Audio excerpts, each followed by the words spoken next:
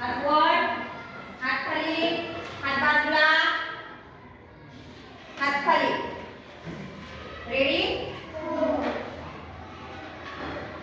तुम्हाला सर्वांना पाळीव प्राणी माहिती आहे. तर कोणकोणते पाळीव प्राणी तुम्हाला माहिती आहेत? सांस्कृतिक गाय. Very good. पूर्ण वाक्यात उत्तर सांगायचं. तुला कोणता पाळीव प्राणी माहिती आहे? Very good. तू सांग. म्हैस. पाळीव प्राण्यांचा आपल्याला काय काय उपयोग होतो रे? पाळीव प्राण्यांचा आपल्याला काय उपयोग होतो सांग?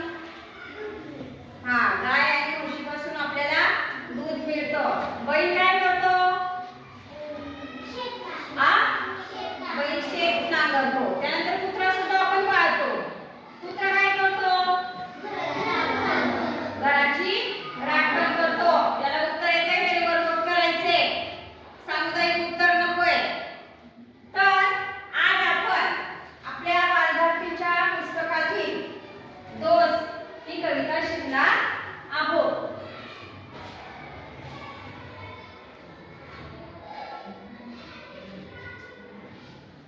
दोस्त म्हणजे काय रे? कोण सांगतो? सांग तू. अदिती. मित्र. Very good. तू सांग विहान. मित्र. Very good. अजून सांगायचंय. हा, व्हेरी गुड. दोस्त म्हणजे मित्र, सखा, सोबती आणि साथीदार असे दोस्त भरपूर सगळे शब्द आहेत. तर ही जी कविता आहे भाग 4 मधली, ही कविता मी तुम्हाला चालवर आधी म्हणून दाखवते. सर्वांनी व्यवस्थित ऐका. माझी एक गाय होती, तिला होते वासरू, तिला होते वासरू, तोच माझा दोस्त होता, त्याला कसे विसरू. मी व्हायचो गुबगुबीत, दूध पिऊ पिऊ, दूध पिऊ पिऊ, दोघांसाठी एक पान्हा, आम्ही भाऊ भाऊ. दूध पिऊन झाल्यावर तो वारा पिऊन हुंडरला, वारा पिऊन हुंडरला, की माझा बाप पाठवायचा मलाच त्याला धुंडायला. आम्ही असे हुंडरताना भिंगरीच्या पायाने, भिंगरीच्या पायाने, गाय पाहिजे दोघांकडे सारख्याच मायेने. हिरवे हिरवे गवत कोवळे कोवळे कोवळे लूस, कोवळे कोवळे लूस, त्याच्यासाठी आणलेली गडी व्हायचा खुश. कोवळ्या कोवळ्या जिभेने अंग माझे चाटायचा, अंग माझे चाटायचा, ओठावरचा फेस त्याच्या साय मला वाटायचा. पाहत राहायचा माझ्याकडे शाळेत मी जाताना, शाळेत मी जाताना, माझाही गुंतलेला जीव त्याच्या नाळेत. आज जे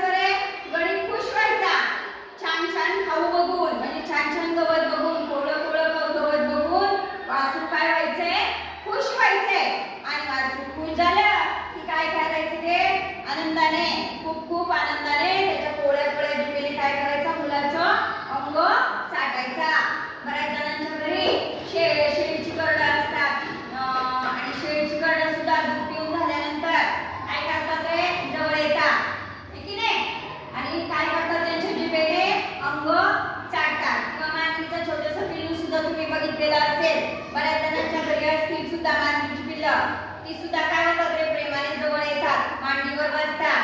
कधी कधी काय करतात त्यांच्या अंगावरून जर असा हात फिरवला तर ते आपलं सुद्धा अंग चाटायला सुरुवात करतात. असं हे वाचून काय करायचंय, कोवळ्या कोवळ्या जिभेने अंग माझं चाटायचा, ओठावरचा फेस त्याच्या साय मला वाटायचा. दूध पिता पिता या वासराच्या काय व्हायचंय, ओठावरती याचा फेस यायचा आणि फेस आल्यानंतर जणू काही तो साय सारखा. साय साय कशाला म्हणायचं, कोणाला माहिती साय? असा आ दुधाला. बर, अजून कोण सांगतं साय कशाला म्हणतात? साय सांग. दुधावरच्या फेसाला नाही म्हणत. कोण सांगतं रे साय कशाला म्हणायचं? दूध तापवतात. मग दूध तापवतात, दुधाला उकळी आली नंतर दूध गार झाल्यानंतर दुधाच्या वरती काय जमा होते, साय जमा होते आणि मग या साईसारखा ओठा म्हणजे वासराच्या ओठावरचा फेस या छोट्याशा मुलाला वाटायचा. पाहत राहायचा माझ्याकडे जाताना मी शाळेत.